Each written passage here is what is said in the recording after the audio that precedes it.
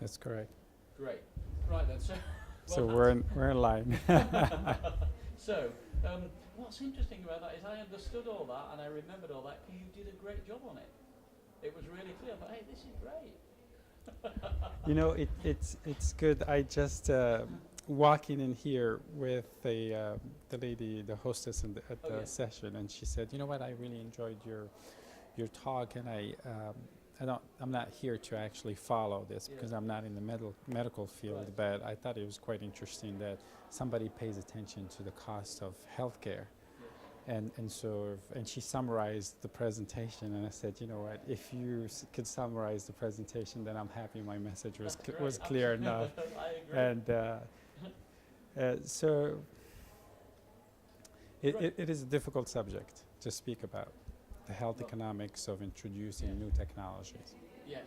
Now, what I'd like to do then for this is we're looking for a short interview, maybe 8 or 10 minutes, something like that. Hmm. And first of all, I'll ask you to summarise the key points of your talk, Hmm. and then I'll ask you some questions about it, which I can do because I saw it. All right, And I think we'll just take it from there. We can stop and start, or just go all the way through. sure, Is that all right? sure, that's fine. Adrian, running. All Okay. right. So, Doctor, how do I pronounce your surname? Trujillo. Tuja. That's what I thought. Okay, Doctor Tuja. First of all, can you tell us who you are, your name and affiliation? Yeah, my name is Karim Toujer, and I'm a urologist. I'm a uro-oncologist. I work at Memorial Sloan Kettering Cancer Center, and I hold the academic position of Associate Professor of Urology at the Weill Medical College of Cornell University in New York City in the United States. Okay. How do you spell your name? Can we spell your It's name? Sorry. T as in Tom, Ouijer. So during the interview, would only look at him, not to me or the camera. You, So all right. only Yeah, look at me. Okay, Look at me. fine. Okay. Thank you. Okay, Dr. Tuja, first of all, can you summarize your presentation for me? Oh, so I was given the task of addressing the issue of robotics for kidney surgery from the perspective of health economics. And so it's a vast question in a sense that it requires a lot of data and a lot of methodology that may not be there to address this question. So I approached it from a global health perspective. I'm coming from the United States, I have different backgrounds. Coming to Europe to discuss a global issue, which is the introduction of new technology and mainly robotics. And so I put some perspectives for the audience in terms of what are the health expenditure per capita. And it's quite different. And the question for some parts of the world was not quite relevant, and for others it was a pressing issue because the healthcare expenditure is rising exponentially in the last 25 years. And it is not followed by an increase or an equal increase in life expectancy.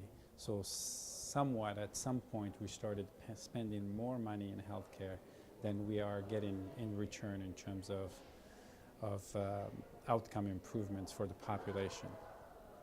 And so then I narrowed my talk to address the question in different contexts. What does it mean to the patients? What does it mean to the clinician and to the managers of a national healthcare system, for example? Because the value of a healthcare intervention could be different for all of these three parties, and we could all look at it from a different perspectives.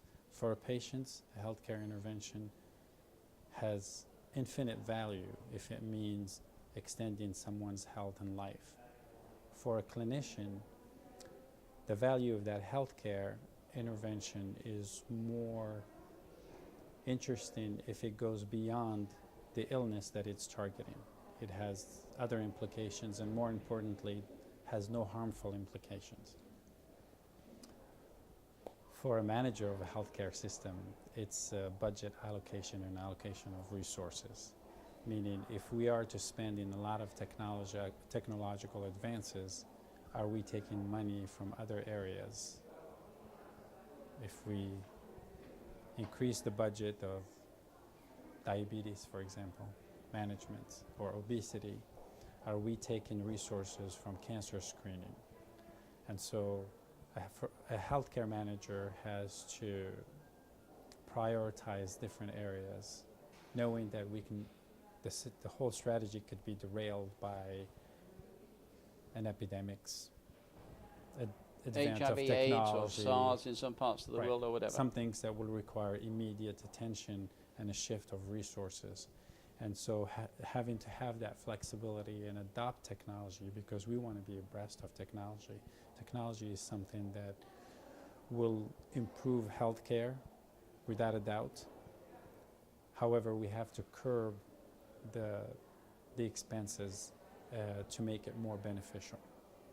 Now, I saw your presentation, and I thought what was surprising was that the benefits of using robotics in the kidney cancer surgery, it was more expensive, but didn't appear to confer other benefits for the patient or the physician, except that it was easier for physicians to use it. Is that correct? To answer that question is we need data, and we need higher quality data.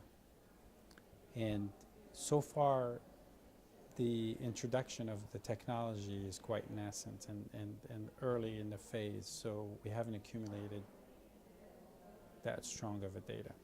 So often conclusions, at least in this particular questions, have preceded the methodology and the question itself. We've done it, we liked it, we're enthusiastic about it, and then we'll have to rationalize what we've done it. The best approach is to address the question, here it is, let's test it, see if it adds value. If it does, let's adopt it. If it doesn't, then let's try to improve it where it would add value. Or if it is harmful, then let's just put it all together aside and do something else. But as you said earlier, the concept of adding value varies, doesn't it, depending on whose value you're talking about? Right. And for that prior answer, the value is to the patients and to the clinician.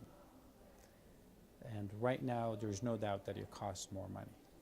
The increase is approximately 35% over what it would cost without it.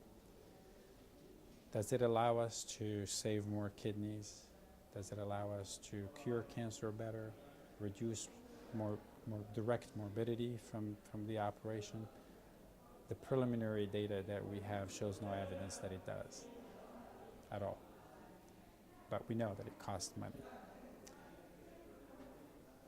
However, I addressed the point that although we speak, we write, and we advocate about nephron-sparing surgery, which is a part where we would remove just the tumor and save as much of the kidney as possible, if we look at data from the national inpatient sample in the United States, the proportion of that operation is dwarfed by the proportion of operation where surgeons would remove the whole kidney.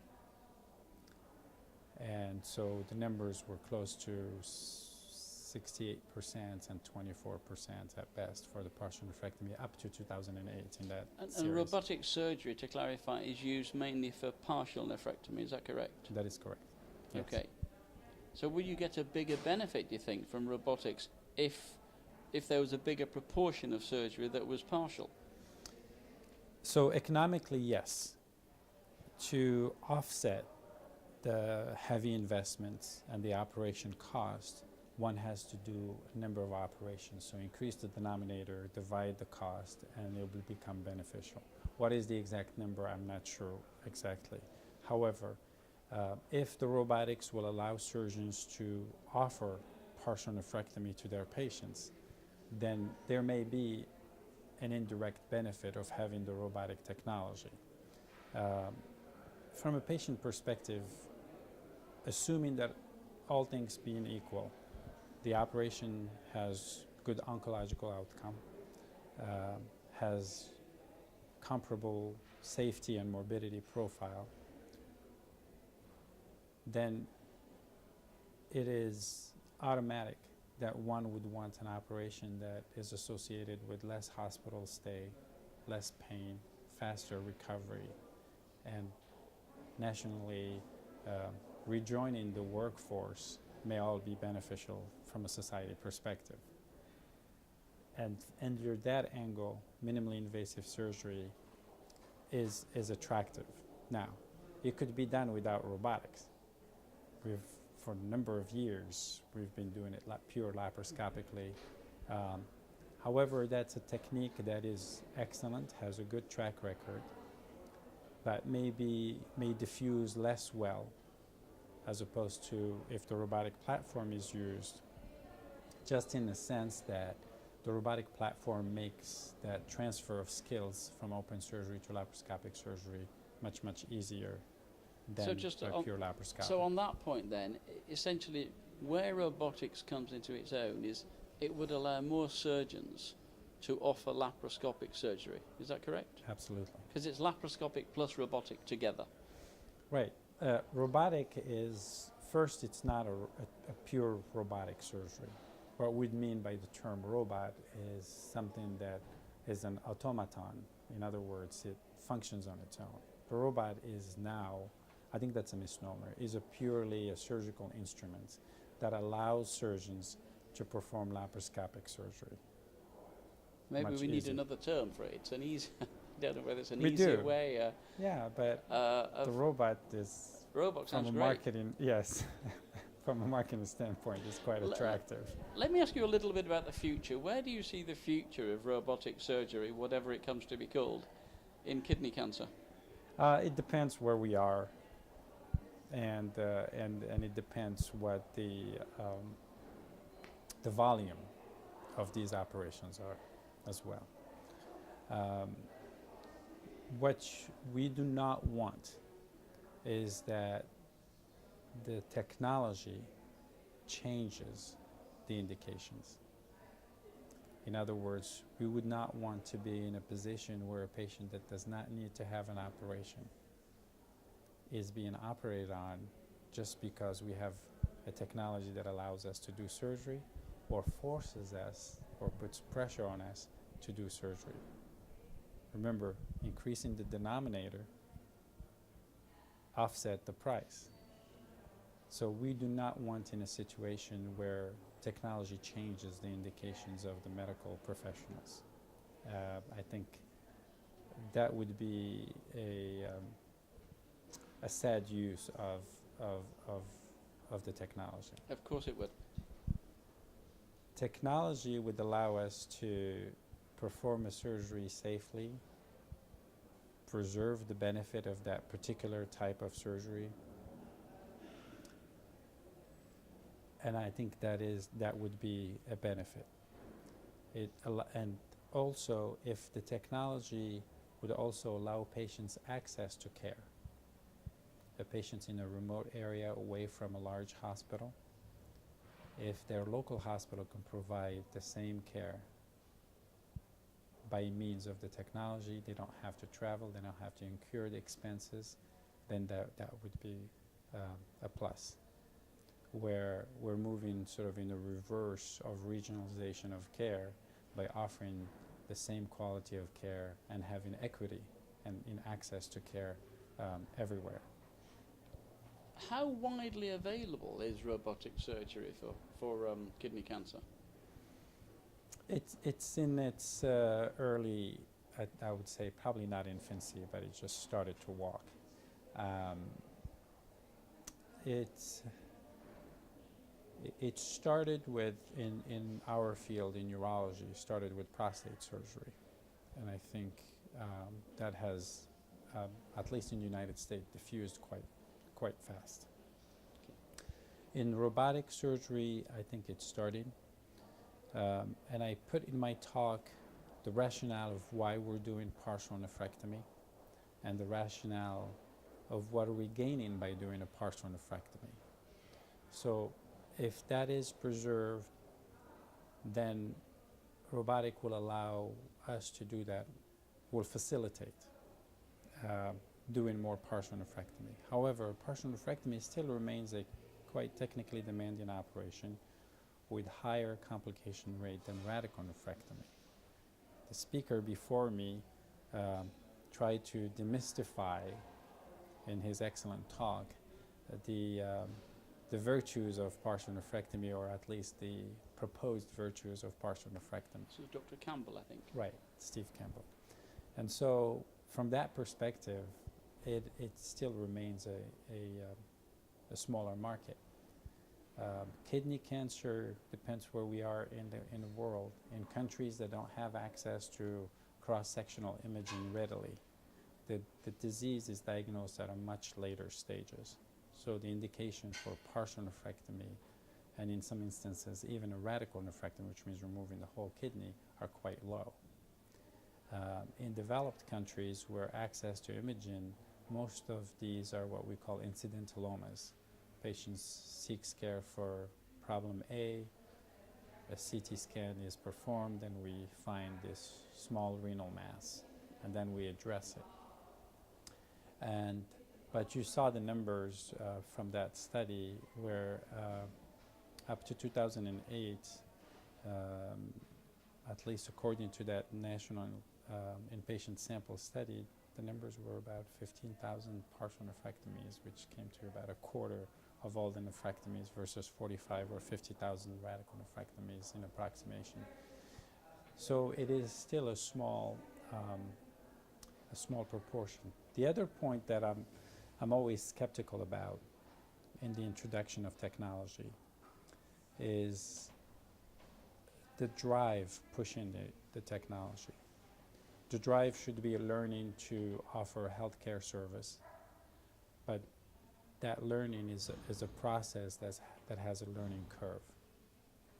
And if it's pushed too fast under a marketing premise, then somebody has to pay the price of that learning curve, while the surgeons are learning how to perform an operation, and that somebody would usually be a patient. Because as the surgeons are performing this surgery under pressure to use this technology, it could have some deleterious effect on the person. If there is a careful training program, and as it should, then it's all benefit to the patients, which is the purpose of what this whole enterprise is initiated. A technology that's pushed too fast could result for a period of time on some unwanted results that are not necessarily, could be avoided through a more rigorous training and a more educationally based diffusion of the technique. Whether it's robotics, whether it's any other technique, laparoscopic or what have you, it's the same process, that same framework that introduction of technology should follow. At the same time, from an academic standpoint, it should go through the rigor of scientific evidence development and scrutiny. Okay, Dr. Chuja, thank you very much. Pleasure. Thank you.